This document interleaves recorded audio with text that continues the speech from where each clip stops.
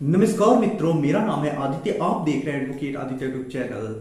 आज जो आप लोगों के लिए मैं वीडियो लेकर आया हूं, एक बहुत ही ज़्यादा महत्वपूर्ण जजमेंट के ऊपर वीडियो लेकर आया हूं, क्योंकि इस जजमेंट की मदद से लाखों ऐसे मुकदमे जिससे पति परेशान हो चुकी है, पत्नी ने पति और पति के घर वालों के विरुद्ध झूठा मुकदमा दर्ज करा दिया है, जिससे पति और पति के घर वाले काफ़ी ज़्यादा परेशान हो चुके हैं, उससे उन्हें छुटकारा मिलने वाला है, उन्हें काफ़ी बड़ी राहत मिलने वाली है। तो ये जो जजमेंट है काफ़ी इंपॉर्टेंट जजमेंट है जो पति के पक्ष में आया है।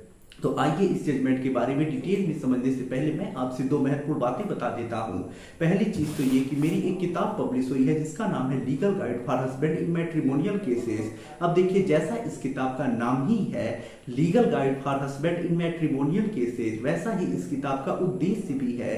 इस किताब में आपको मैट्रिमोनियल केसेस से संबंधित काफी अच्छी जानकारी मिल जाएगी, जैसे 498A, 125 CRPC, DP act section 9 divorce case, इन सब मुकदमों की कैसे प्रक्रिया चलती है, कैसे ड्राफ्टिंग करनी होती है, कैसे अपना बचाव करना होता है, कैसे सामने वाली पार्टी को सबक सिखा सकती हैं, क्या सावधानियां रखनी होती है, किस प्रकार से क्रॉस केस कर सकते हैं, क्रॉस केस करके कैसे प्रेशर बना सकते हैं, कैसे समझौता कर सकते हैं, ये सारी चीजें आप इस किताब के माध्यम से समझ सकती हैं। तो यदि आप कोई मैट्रिमोनियल मुकदमा लड़ रही हैं और आपको कोई गाइड करने वाला नहीं है, तो आप इस किताब का अध्ययन करके अच्छी जानकारी जुटा सकती हैं, जिससे आपके समय बचेंगे, पैसे बचेंगे, साथ ही साथ आपको कोई मिसगाइड नहीं कर पाएगा, जिससे आप ठगी के शिकार नहीं होंगे।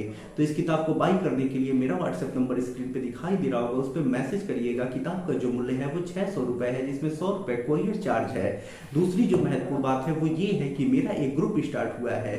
इस ग्रुप में आपको जो मैट्रिमोनियल केसेस से संबंधित हाई कोर्ट और सुप्रीम कोर्ट के लेटेस्ट लैंडमार्क जजमेंट्स आते हैं, उसकी PDF कॉपी प्रोवाइड की जाती है, जिससे कि उस जजमेंट का यूज करके आप फायदे ले सकें और सामने वाली पार्टी को सबक सिखा सकें। जैसे हाई कोर्ट और सुप्रीम कोर्ट 498A को क्वेश करते हैं, पति और पति के घर वालों को डिस्चार्ज करती है, 125 CRPC खारिज होता है, सेक्शन 9 के आधार पर फायदे मिलते हैं, डाइवोर्स केस में पति जीतता है। इस प्रकार के जो भी जजमेंट्स आते हैं, यदि आप उससे अपडेट रहना चाहते हैं, उन जजमेंट्स का फायदा लेना चाहते हैं, रूलिंग के तौर पे यूज करना चाहते हैं, जजमेंट्स की कॉपी चाहते हैं, उन्हें समझना चाहते हैं, तो हमारे इस ग्रुप से जरूर जुड़ जाइएगा। आपको काफी राहत मिलेगी, काफी फायदे मिलेंगे।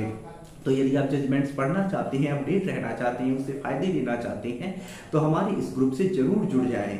इस ग्रुप से जुड़ने का जो चार्ज है वो 500 रुपए है, जिसे आपको वन टाइम पे करना है, दोबारा कभी कोई चार्ज नहीं पे करना है। तो ग्रुप से जुड़ने के लिए मेरा व्हाट्सएप नंबर स्क्रीन पे दिखाई दे रहा होगा, उस पर मैसेज करिएगा। अब आइए अपने महत्वपूर्ण जजमेंट पे हम चर्चा करते हैं। तो देखिए, ये जो जजमेंट आया है वो इलाहाबाद हाई कोर्ट के द्वारा आया हुआ एक लैंडमार्क जजमेंट है। ये जो जजमेंट है वो Vinod Kumar versus state of Uttar Pradesh के केस में आया है।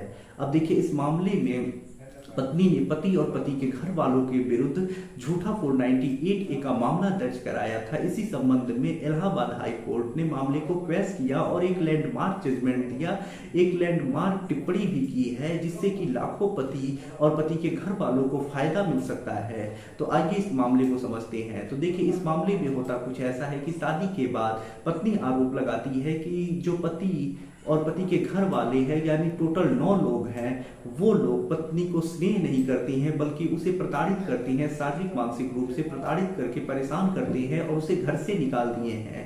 इसके बाद जो पत्नी होती है, IPC की धारा 498A और अन्य धाराओं में FIR दर्ज कराती है, पुलिस इन्वेस्टिगेशन करती है, उसके बाद कोर्ट में चार्जशीट लगता है। उसके बाद पति और पति के जो टोटल घर वाले यानी टोटल 9 लोग हैं, वो लोग क्वेश्चन के लिए 482 CRPC के अंतर्गत हाई कोर्ट में प्रार्थना पत्र लगाते हैं। उसके बाद अब पति की तरफ से ये तर्क दिया जाता है कि जो जांच की गई है, यानी जांच एजेंसी यानी पुलिस है, उसने जांच किया है, जो भी साक्ष्य प्रस्तुत किए हैं, उनके आधार पे कोई प्रथम दृष्टया मामला नहीं बन रहा है, उन्हें फंसाया गया है, सिर्फ परेशान करने के लिए, प्रतिशोध लेने के लिए मामला दर्ज कराया गया है। इस प्रकार की टिप्पणी की जाती है। पत्नी पक्ष की तरफ से ये कहा जाता है कि 482 CRPC के प्रार्थना पत्र को खारिज कर दिया जाए।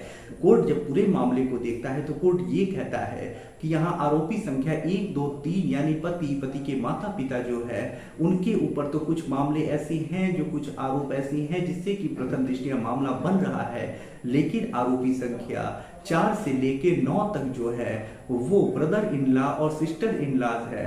तो ऐसे में उनके ऊपर कोई मामला नहीं बन रहा है और ये चीज स्पष्ट है कि वो लोग पत्नी और पति के साथ रोजमर्रा के कार्यों में सम्मिलित नहीं होते थे। उन्हें सिर्फ इसलिए फंसा दिया गया है कि वो पति के रिश्तेदार थे और पति के रिश्तेदार को इस प्रकार से फंसाया जाना कानून का दुरुपयोग है। तो यहाँ पे हाईकोर्ट एक महत्वपूर्ण टिप्पणी कर रहा है, महत्वपूर्ण गाइडलाइन दे रहा है कि ऐसे रिश्तेदार जो पति के हैं और वो पत्नी और पति के रोजमर्रा के कार्यों में सम्मिलित नहीं हो रही है, तो उनके विरुद्ध भी अगर एफआईआर दर्ज हो जाता है, मामला दर्ज होता है, तो आप चाहे तो उनके ऊपर लगे मामले को आसानी से क्वैश करा सकती हैं, रद्द करा सकती हैं। जैसे कई बार पत्नी जो होती है, पति के बुआ, बहन, जीजा, चाचा, चाची, ऐसे लोग जो पति से अलग रह रहे हैं, पत्नी से अलग रह रहे हैं, रिश्तेदार हैं, तो सिर्फ रिश्तेदार होने के नाते उसे फंसा दिया है।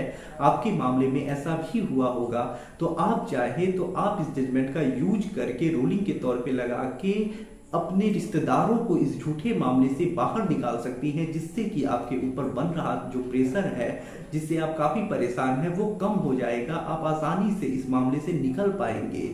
तो अगर आपके ऊपर, आपके घर वालों के ऊपर इस प्रकार का झूठा मामला है, आपके कुछ ऐसे रिश्तेदार हैं जो अलग रह रहे हैं, तो आप ये कोर्ट में जजमेंट का यूज करके दिखा सकते हैं कि हाई कोर्ट ने स्पष्ट कर दिया है कि ऐसे रिश्तेदार जो रोजमर्रा के कार्यों में सम्मिलित नहीं हो रहे हैं, उनके ऊपर 498A नहीं चलाया जा सकता है। उनके ऊपर मामला चलाया जाना कानून का दुरुपयोग है, उनके ऊपर प्रथम दृष्टया मामला नहीं बन रहा है, तो ऐसे मामले रद्द कर दिए जाएंगे।